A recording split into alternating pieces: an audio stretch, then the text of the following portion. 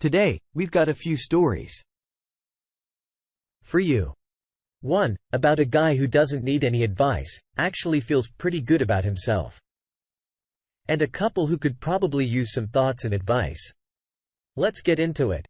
First off, I just left my wife, and I feel 100% fine about it. 10 years ago, I thought I had the perfect life. Upper six-figure job, beautiful wife, clean house, 2 new cars, and a child on the way. My job made me happy, and I was good at it. And the stability was great. My wife loved me for me and ignored my flaws as I tried to perfect them. In return, I adored her and we seemed to be the perfect couple. People would always compliment us and talk about how envious they were of our relationship and everything. It kept getting better. I kept getting promotions. The kids, now 3, were born, and we eventually moved from an ordinary house to an incredibly nice one. My wife was doing very well in her career, optometrist. And we took fun vacations every year. Again, I thought I had it made. I don't know how this would have prompted it, but in early 2015, I bought her a Tesla. For her birthday. She hadn't gotten a new car since 2008. And I kept getting new cars. Therefore, I surprised her. She loved it. Loved me. I remember spending that entire day just taking rides in it and figuring out how all the gadgets and icons worked. It was complete downhill from there. I don't know how that would have triggered anything, but in the months following, she became increasingly distant from not only me, but from her children. My oldest, 10 female, in particular, felt hurt by this and would often try to ensue conversations with her mother in order to get her talking. Some days, this would work, and she would be pleasant. Others, it would have had the opposite effect. The first time I suspected that I was no longer her man of choice was in July 2018 when I noticed she was no longer going to yoga classes, but telling me she was. We were on the same phone plan, and part of that plan was we could see our locations of our phones. I was routinely browsing the app one day and noticed she appeared to be at someone's house. Since she had been irrationally angry that day prior to leaving, I didn't question her about it when she got home from yoga. Instead, I chose to closely observe where she went during her yoga times. It would always seem to end up at the same house. A well-off neighborhood, probably a step above ours. A little north of town. I was getting ready to confront her when I noticed that she had been returning to yoga again. During this period, she became incredibly distant and hormonal. My entire family had noticed this behavior going on for over a year now, but I had had enough. I sat her down and asked her what was going on. She gave me the cold shoulder. And when I questioned her about the yoga locations, she accused me of stalking, invading privacy, and being a graded dick. That's what I asked her. Are you cheating on me? Of course, the answer was no. What followed in the weeks to come was distrust, hatred, and planet hanger towards me. It was clear she knew I had caught on, and was now trying to play the "I can't believe you'd think this" victim card, but I knew I saw through it all. When she finally admitted she had seen and slept with another man, that's when I made my mistake. I forgave her. She told me she loved me. She loved her family. And in that moment, I believed her. I thought she could change. I was wrong. We tried marriage therapy. We tried taking adult days. It seemed to work. We were happy, and she was genuinely having fun, and it seemed like I had the old her back. I was relieved. This allowed me to pour more time into my kids and my work and have less stress overall. My business trip to San Diego, I live on the East Coast USA, was cut short. My colleague fell ill, and our clients insisted that we reschedule. It was a hassle, but we caught the next flight out and returned home. I'm not sure why I didn't tell her I was coming home, but I just didn't. Maybe I wanted it to be a surprise. The only surprise eyes I received when I pulled into the driveway was seeing a Ford SUV in my garage and finding not one, but 2 men in my bed with my wife. This all happened yesterday. I'm finally putting it into words. My wife started babbling when it happened, desperately trying to explain. I heard none of it. I walked out of my room, went to the basement, and poured myself a drink. I could hear the men upstairs leaving, and when I returned upstairs, it was my wife sitting there, closed, with a sad smile on her face. She started talking, but I wouldn't have it. I told her to get out. I told her to get out of my house. I informed her that I'd get her stuff to her by the end of the week. She tried to pull the "what about the kids?" bull crap, but I was just done. I'm sad, but not for her. I'm sad for my kids, and I'm sad for whatever poor soul she meets next. I will fight hard for my kids, but my biggest fear is losing them. I know the court will have ruled an incredibly in favor of mothers. I hope they realize that I've spent the last 3 years doing my best to mend a broken marriage for my family, and nothing has worked. I told my kids this morning. They asked why Mom didn't spend the night last night. I didn't make them go to school today, they're all upstairs together. This whole situation is terrible for everyone involved. It could have been completely preventable. I don't pity my wife. I hope that she has one label for the rest of her life: cheater. I wanted to follow her. I want people to know. She is a prominent optometrist in our area. This could very well hurt her business if word spreads, which it very well may. Thought you should know. A happy update. Greetings again. Not sure if you remember me, but I posted here around 2 months ago with a story of how I caught my wife cheating and what it did to our family. I was incredibly distraught, but as of July 13, 2018, our civil court case has officially concluded. It was a quick and easy process, and I was victorious in everything. I'm not sure if this violates any rules, so mods, please feel free to remove. But I figured since I received such positive support from my last post, it'd be my duty to post an update. Please feel free to skip over the long paragraphs. If you don't want to read, I'll post a too long didn't read at the end. 2 months ago. I came home from a business trip to find my wife in bed with 2 men. This was after multiple years of her deliberately deceiving our family, and I was foolish enough to take her back after I already caught her cheating with someone much older and much richer than me. After telling her to get out, she became hostile and threatened to take my kids away from me. I was beyond concerned at this point. I've heard horror stories in the courtrooms, about mothers getting their way no matter what. So I had no idea what to expect.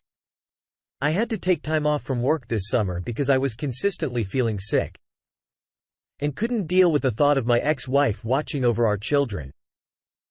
If they grew up anything to be like her, I'll consider myself a parental failure. I put in my plea for full custody and officially filed for divorce on May 21, 2018.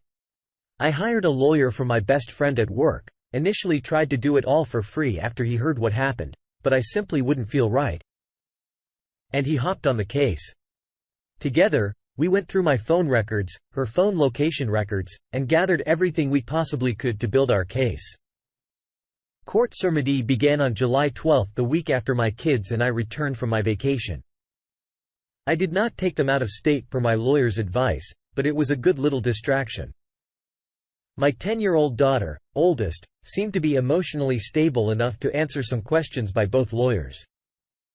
Even after I requested her not to have to deal with this whole thing, she stated how my ex-wife had been difficult and paranoid for the last year, but she had learned to live with it, which is something no child should have to experience. However, the thing that tipped the ceremony was her announcement of moving to Southern California, which would mean kids would have to pick. All 3 of them picked me. Her lawyer tried to argue that I was sabotaging them, influencing the kids to pick me over her, but the answer was clear. They wanted to stay in the same house with the same friends in the same school. The court ruled in favor of them living full-time with me. They were rendered to visit their mother whenever they please as long as the stay does not extend 14 days without me. In addition, she is no longer allowed on my property, and that includes our South Carolina residence, my plot of land in Boulder, and any one of the office buildings that my company operates out of. My parents and immediate relatives have also put in requests so that she does not enter any of their homes as well. Ultimately, I'm completely relieved. It's the least stressed I've been in the past 3 years. It's a little sad knowing my marriage failed, but I realized I'm not responsible for that. And I'm going to take these next couple of years to myself and devote my time to my children. Wow. That was a sad story that ended up turning out for the best. Good job. Next up, my girlfriend led me to believe I got her pregnant, but I found out it wasn't mine after the birth and need support. I've been on Reddit a while and began lurking this sub when I first suspected my girlfriend was cheating. I had hoped I wouldn't be here posting, but here we are. I, 28 male, have been with my girlfriend, 25 female, for just about 2 years. The relationship was good, and then she tells me she's pregnant. For the most part, I'm careful, and she said she was on birth control. I was skeptical, but went to an appointment. I then figured it was just one of those things. I always wanted a family, so even though this was not how I wanted to begin, I was overjoyed. We're past the first trimester, and I have her move in at her insistence. Insert red flag I missed. We're planning what we will do work-wise and how to set up the baby's room. She is pretty insistent she will go back to work, but be able to stay home. She swears she can make it work. I go to every point with her. Things are still good. We're in the 3rd trimester, and I make my schedule work to still go to every appointment. Up until this point, I had been at each appointment in its entirety. This one appointment, she asked me to wait so she can talk to the doctor first. I'm super concerned that something is wrong with the baby, and she didn't want me to hear. I go in, and the checkup is done. Everything looks good. My girlfriend brushes off my concern over why I couldn't be there for all of it. Another red flag. We're about a month and a half from the due date, and it was her being kind of secretive with phone calls and texts. She tells me it's work and it's confidential, etc. My antenna is now up, so I try to get looks at her phone. She's got Snapchat and Kik. I find it strange, but don't confront her. The baby is born, and I'm overwhelmed with emotion. The child is perfect, and things went fine. Then comes a part where they want me to go on the birth certificate. My girlfriend becomes really insistent about it. She's constantly asked me to do it and seems way more anxious than I've ever seen her. Here's the red flag I didn't miss. I don't do it. We have an argument, but she stops pushing. I think it's because she knows how suspect it looks already. We're home, and she has to go tend to the baby after I woke up. I noticed she set her phone down to go to the baby. I couldn't help it and looked. It was still unlocked. I start looking for texts or calls. I then find a whole conversation on Kik with a guy, all the updates of her appointments, pictures of her and the baby, then I see it. The place she says she thinks it's his child. I confront her and she apologizes. She admits the baby could be mine or someone else, but she thinks it's mine. I demand a paternity test and leave. It's been about a week since the confrontation. The results came in yesterday, and the baby isn't mine. She's going to live with her mother. Here's the best part. It took me a lot of digging, seeing it as all I had were usernames she talked to him too. The father is her boss. The secrecy was for him. The boss with a wife and 4 kids in middle and high school. I found the wife on Facebook, and sent her all I had including texts for my girlfriend saying it's his. I'm heartbroken in so many ways. I'm lucky in a lot of ways here, but I'm so hurt. This has completely changed my whole outlook. I'm bitter, angry, and untrusting. I have no idea how to recover from this. Next up. My entitled sister wants to steal our deceased grandma's apartment out from under me. So the guy she's cheating on her husband with can move in instead and she can see him easier. Just needed a place to complain because I'm upset, so it's cool if nobody sees this replies. Sorry if you do read this and things make no sense, no promises to be coherent. Anyways, hold on to your hats and get ready for a train wreck, fellows. My sister, mid-30s, is probably the worst case of entitled I've ever seen. She's always the victim, can do no wrong, and the world owes her for her imaginary suffering. This time, however, she's reached a new freaking level. She's recently confessed to her mom and I that she started dating someone behind her husband's back. And to be honest, her husband is also a ginormous dirtbag. But just leave the guy. Okay? I don't think anyone deserves to be cheated on.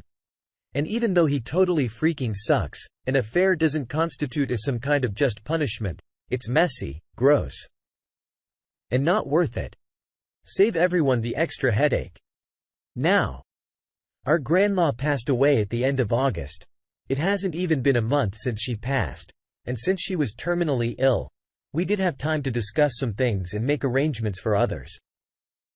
She lived in an apartment that's attached to our mom's house, and we had talked about me moving into it after grandma passed. And everyone thought it was a good idea. Because my grandma had things like no-slip railings, kitchen tools, gadgets for arthritic hands, etc. And I'm also disabled and could benefit from the same equipment. Come to find out, my piece of crap sister thinks it'd be a cool idea to have her marital affair move into our mom's property instead, so she can use our mom as some kind of cover for her affair. And I am absolutely repulsed and livid. We were all just starting to let my sister come around again. Because after grandma passed, she seemed like it had really affected her, and she was really turning over a new leaf, but it's all because she wants her boyfriend to move in. I don't think anyone is going to fly with the idea.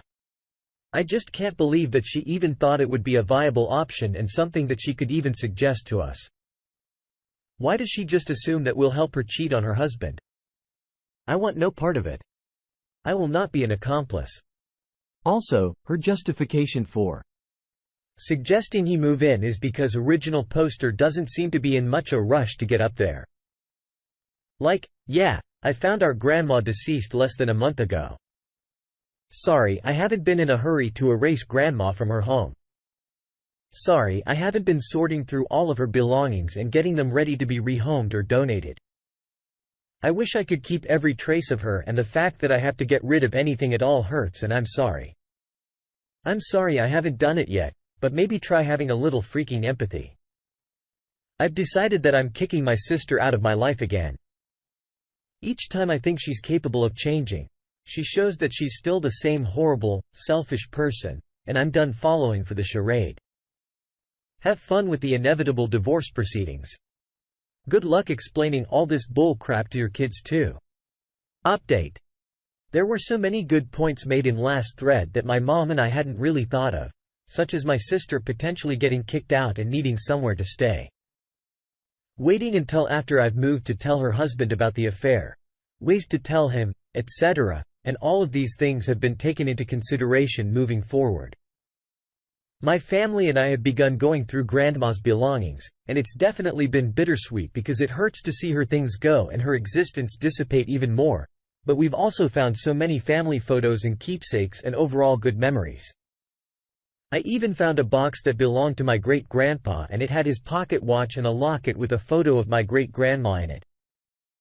My sister did manage to bully her way into the apartment for a few hours, so she could pick out what keepsake she wanted, but joke's on her because I hid all the things grandma wouldn't have wanted her to take. She walked away without much more than a decorative bowl. She is starting to drop the narrative that her boyfriend can move into the apartment now that she sees that we are serious about me being the new tenant, but she did make some little comments to let me know that it's not forgotten. She can plot all she wants, though, because we're installing a security system and changing locks. So if she thinks she can sneak in or try to get her hands on anything else, she is sadly mistaken. My mom and I have decided that after I'm all moved into the apartment, We're going to tell our husband the truth about the affair and offer our support to him and the kids and do whatever we can to help. Whether it's emotional support, babysitting, whatever we can do to make things easier when my sister's infidelity is brought to light. My sister might hate us for it, but at the end of the day, she is the victim of her own actions. And I'm tired of sparing her feelings so she can continue to treat everyone around her like absolute trash. And my mom agrees that enough is enough. And if we never hold her accountable for what she does, continue to push the limits of what she can get away with. Some people suggested going the anonymous route with tipping her husband off. And while I thought that might have been a possibility, ultimately, I feel like that could cause him inner turmoil for him later. If he didn't know his wife was cheating, then who did? And just how many other people knew? Was it something she kept out in the open when he wasn't around and nobody respected him enough to tell him personally? I don't want him to end up potentially torturing himself through speculation. Anyways, I think that's all there is to tell you guys for now. I just wanted to let you all know where some things have ended up and where they're headed. And thank you for the outpouring of support. It was much needed and very appreciated. I'm glad that I won't have to hold on to such a horrible, ugly secret for much longer.